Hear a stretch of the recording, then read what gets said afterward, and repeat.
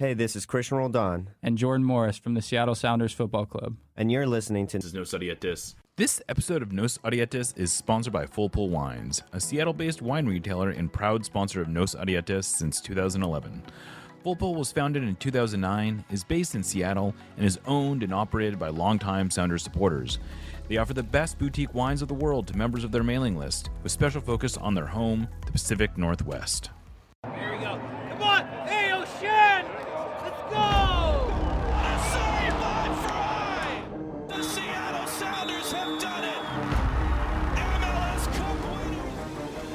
Here comes Rangers through the middle to crown it for Seattle! And now they truly can start the celebrations. It's the Sounders MLS Cup. Nicola Dero leaves absolutely no doubt! The Sounders rule the region!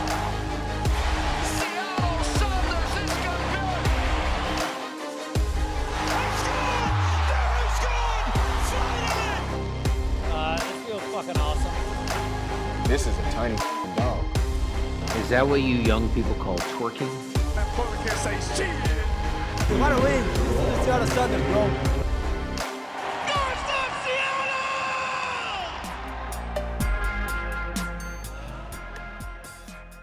Welcome back to another episode of Nos Audietis. I am Jeremiah O'Shan. Joining me today to help preview the DC United match coming up on Saturday is a good friend of mine from a previous life, Jason Anderson. You may know him as the former editor of Black and Red United, but he's now at Pro Soccer Wire. How's it going, Jason? It's going well. They keep having me write about soccer, so I guess I can't complain. Yeah, right. It's like it's if the checks are clearing, it's hard to complain these days. Yeah. So we are playing. Sounders in DC have not played much recently. I don't honestly remember the last time Seattle played in DC. I could probably look that up if I were actually competent at my at my prep, but I did not. Do you happen to remember the last time DC and the Sounders played?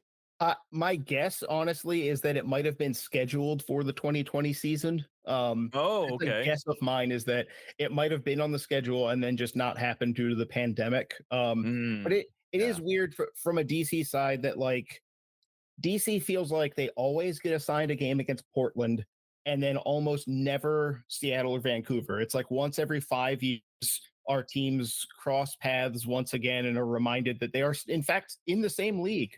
Yes. And then many years will go past until we meet again.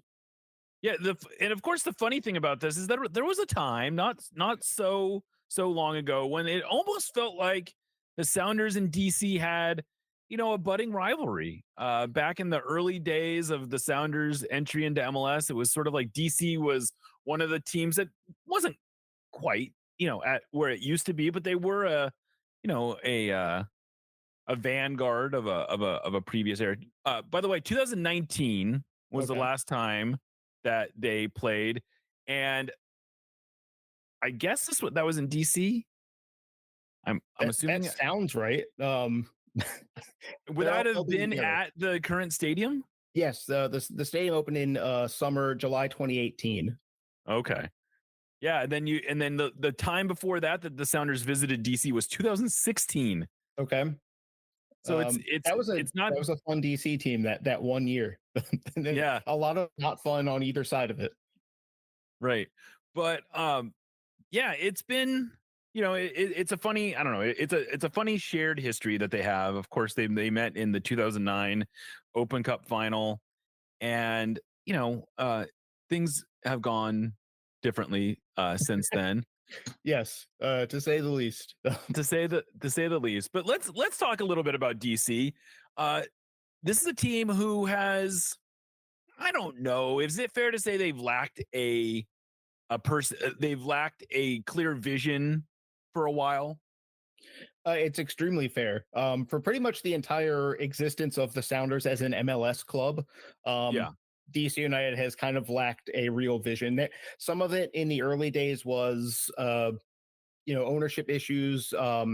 Playing at RFK meant no money, so they struggled with that for a while. But coming out of that into the Audi Field era, a lot of we're going to be a gritty, grinded out kind of team. And then when that didn't work, they went ultra high press, almost preposterous level of direct play. When that, they burned that candle too brightly, they went to Wayne Rooney, who initially was like, we're going to be a possession team. We're going to be fun to watch. And then almost immediately realized that the players couldn't do that. I shouldn't say almost immediately. It took a little while actually.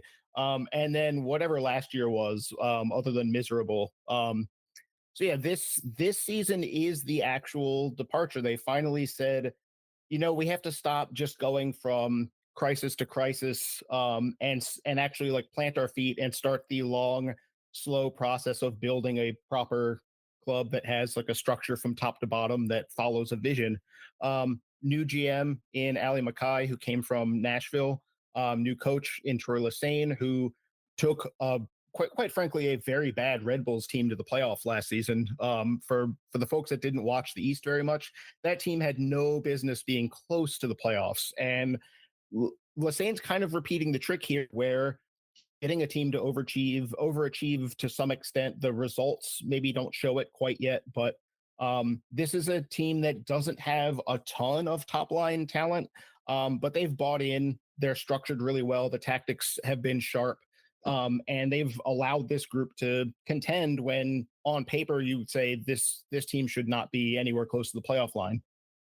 Yeah, so Troy Lesane has been has seemingly at least given a structure to what DC is doing.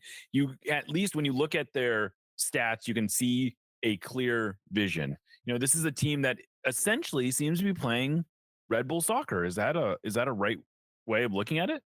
It's pretty close, yeah. It is the pressing is the emphasis. They are transitional. They aren't. It isn't completely just like let's destroy the game and have it be a series of tackles until the ball happens to go in the goal somehow. So they aren't quite to that point. But it is very much a team that has embraced its pressing structure is the foundation from which everything else follows. The group there's been some recycling in terms of the roster to get a little younger, get a little more athletic, so that they can do that. Because in the past, Hernan Losada's teams tried to do that with some players who were just not fast enough to do it. So the team, Mackay realized that, to his credit, that there needed to be some changes there. And yeah, they are going to high press. They're going to take risks numerically. They are comfortable not having a ton of possession, though I will say I feel like it's trended up since the start of the season. They've been having a little more of the ball as they've gotten a little more time to work on that side of things. So it's been, especially coming off of the Rooney era, which was totally game to game, it was hard to see what the connection was and why things were done the way they were done, other than play it long to Benteke. That was the one thing that they could plant their flag on and say, like, well, this works. Now they have that, but they have a lot of other stuff. And so it's been much, much easier to watch, to go as a reporter and be like, what am I going to see tonight? It's frankly, last year was a chore for me to go to the game because I didn't have to be there. It's not my sole focus. DC is not my the only thing on my plate. And last year there were games where I'm like, why am I even driving to the stadium tonight? Sure.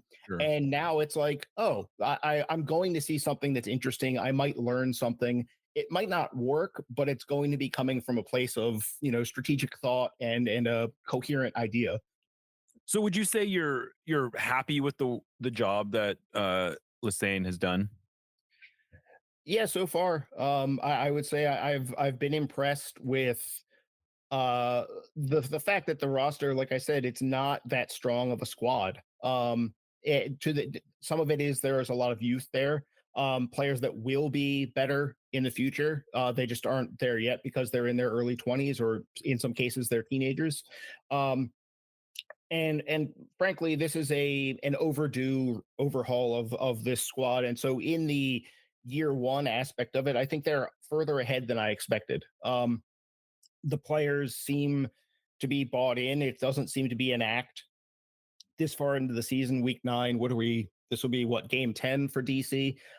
That stuff kind of wears off anyway. And it's not, those cracks aren't showing. So Yeah, I think he's figured out very quickly what to do with this group and how to uh, get them to frankly they punch above their weight. They I know their record is it's like two what is it two 2, 4, and wins 3. yeah yeah so not that great but underneath that is there are a few games that you're like how did they not win that one so yeah they are better than they appear and that's pretty remarkable because it's been a long time where in the past when DC was near the playoffs in the last few years, you'd say like, well, they're not really this good. It's kind of the opposite. It'd be like, this is not the record is a lie in that this team is worse. And when push comes to shove, they're going to get found out. And then come August, September, they would get found out. This year, if anything, I kind of expect them to be better in August and September than they are right now.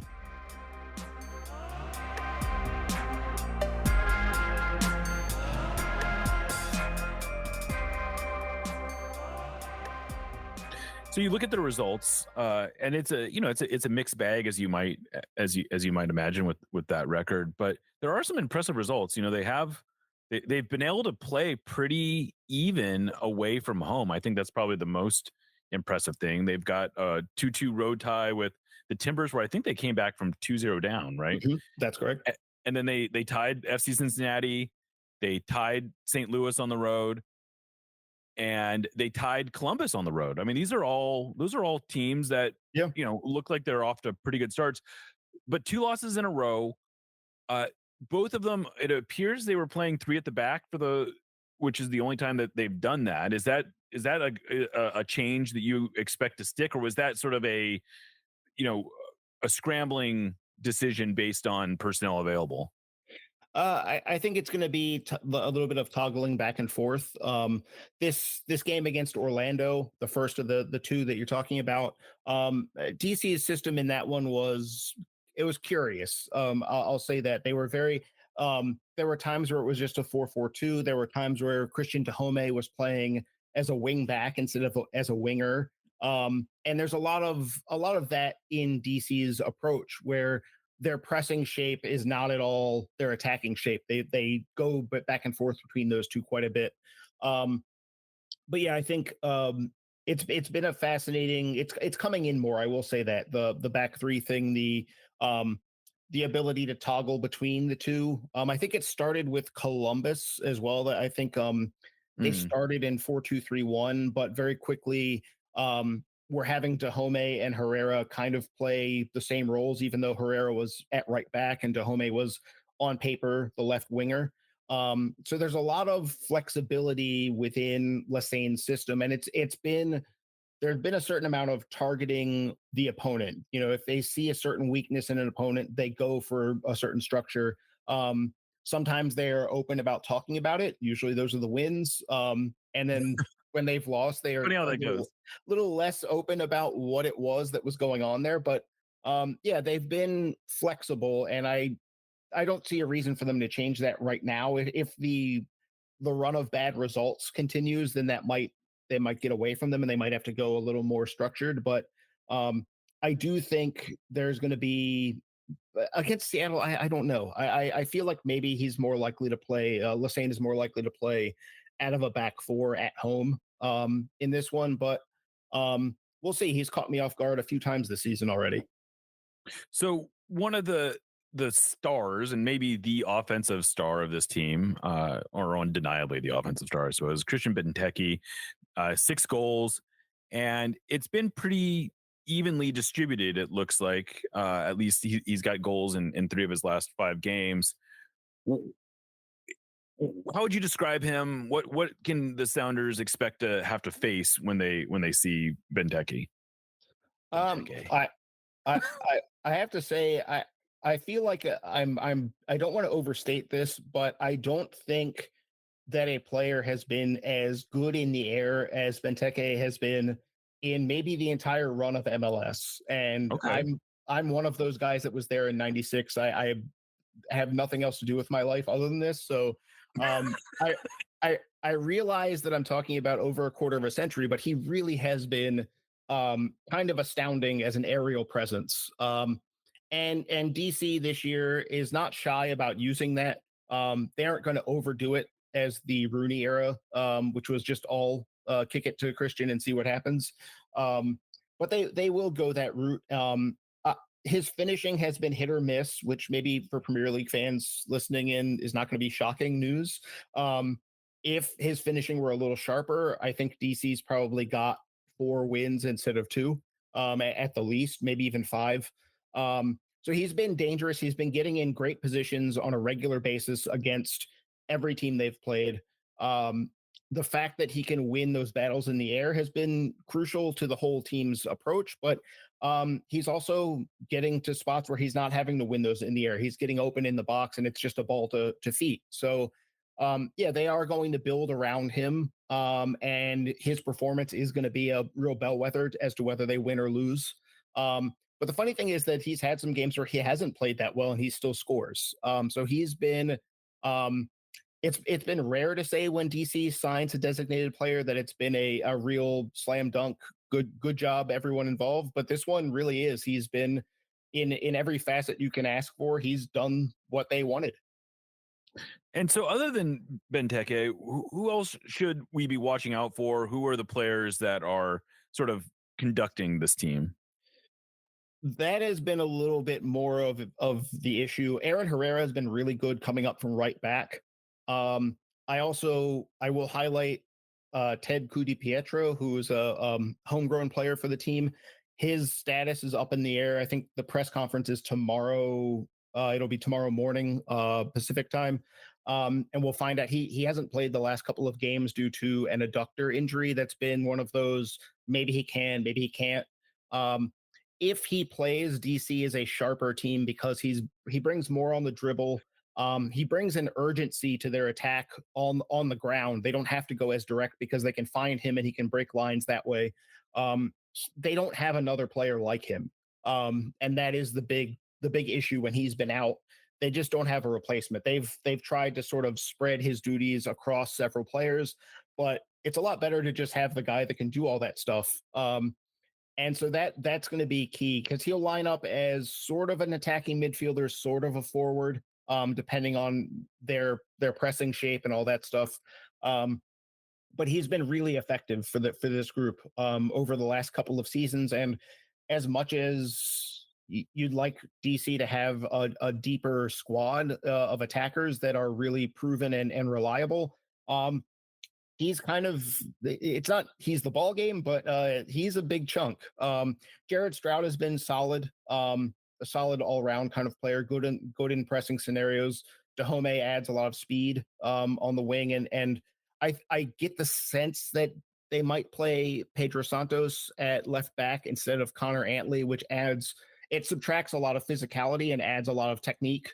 Pedro Santos has been around forever, so he is on the slow side, but he is a much more skillful player than Antley, and they've been kind of having to make that choice. If we're playing a speedster, then we're going to play Antley, and if we're not playing a speedster on that flank, then we'll play Pedro.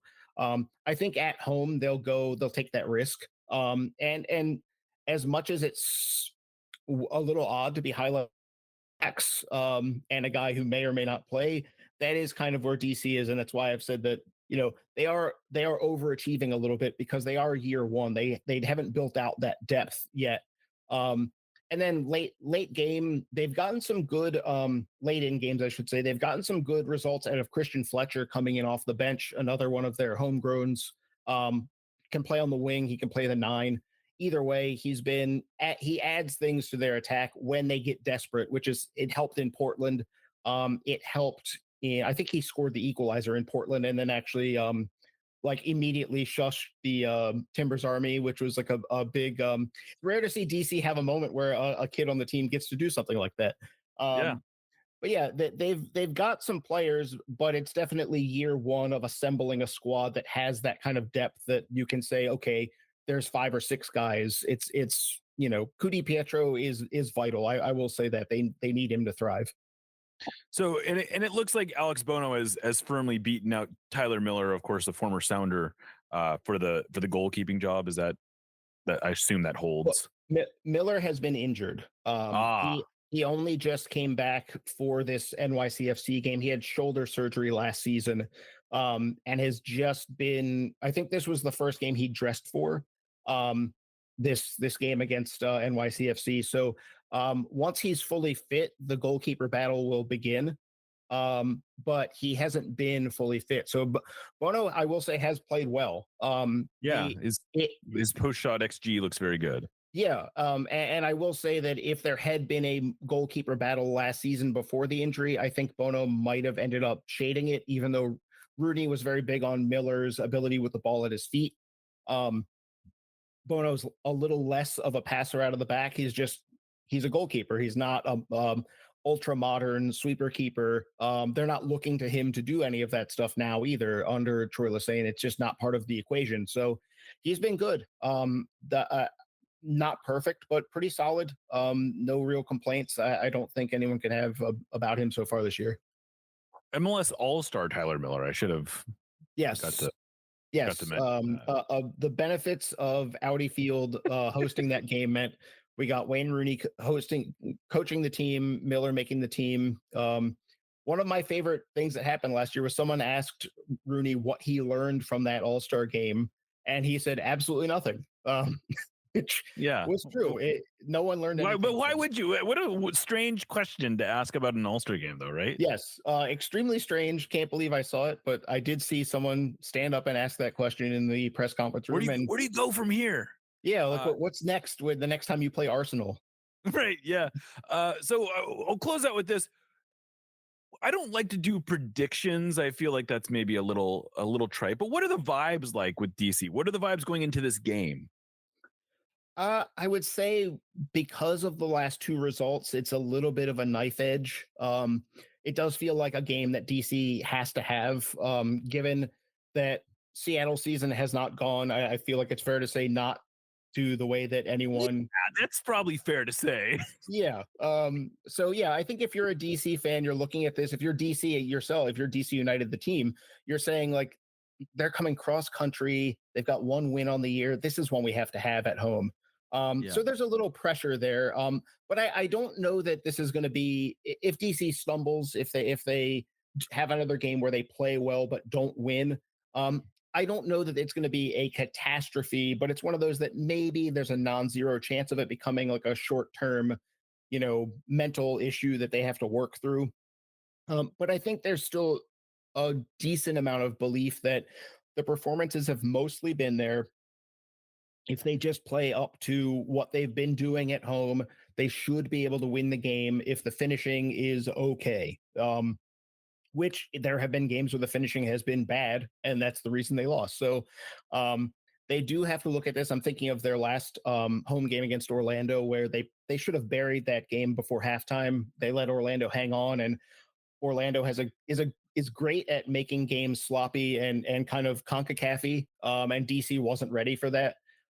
So if that happens again, then DC might find itself in some trouble. But I think it's not. I think everyone's kind of understood that this is the beginning of a long-term transition rather than just being, we can see as far as the nose in front of our face, which is what they did for years and years, which was bad. Don't do that if you're running a soccer team. Yeah. Well, Jason, thank you so much for joining me and filling us in on DC, a team that we don't get to see very often. I am bummed to have to share that you've changed your Twitter handle to the very boring Jason D. Anderson. No, it's Jason DC Soccer. I don't know who that is. Oh, Jason DC Soccer. Sorry, yeah. I blew it. Yeah, but point being, it's boring. It's boring. It is. It may have helped me get a job to some extent. I don't know that, but I sense it might have. Yeah. So I have to take the L, I guess, on that one. Yeah, that's okay. That's okay. But yeah, you can read his stuff at prosoccerwire.usatoday.com. It's been great having you on. And, hopefully we have a good game on Saturday. Yeah, it should be fun. All right. I am Jeremiah Shan, signing off for Jason Anderson. This is Nos Adietis. We will catch you next time.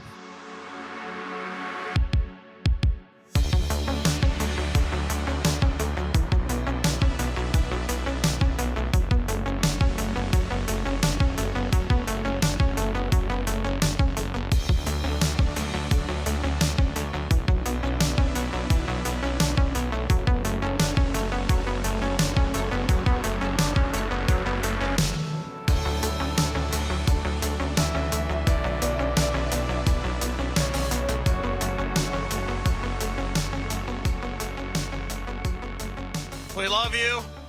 Let's win another one.